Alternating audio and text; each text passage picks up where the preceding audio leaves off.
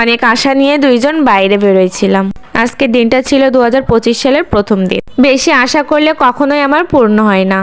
একটু খাওয়া দাওয়া করতে আমরা বাইরে গেছিলাম। সাথে মনার জন্য কিছু কিনবো, আমার জন্য কিছু কিনবো, আর ওর পাপার জন্য কিছু কিনবো। বাজারে যেয়ে দাঁড়াতে না দাঁড়াতে হঠাৎ ছাড়ের ফোন।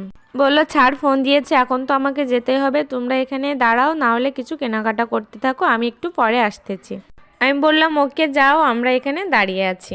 তো কিছুক্ষণ পরেই ওর পাপা চলে আসছে। সে বলছে ছাড় বাইরে যাবে, আমাকে সেখানে যাওয়া লাগবে, আজ আর কিছু কেনাকাটা করা যাবে না, খাওয়া দাওয়া করা যাবে না, চলো বাসায় চলে যাই।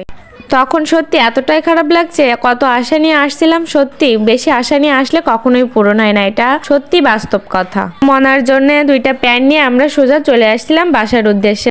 না পেলাম খেতে, না পারলাম কোনো কিছু কেনাকাটা করতে। সত্যি অনেক খারাপ লাগছিল, তারপরেও হাসতেছি, কিছু করার নাই, এটাই সরকারি চাকরি।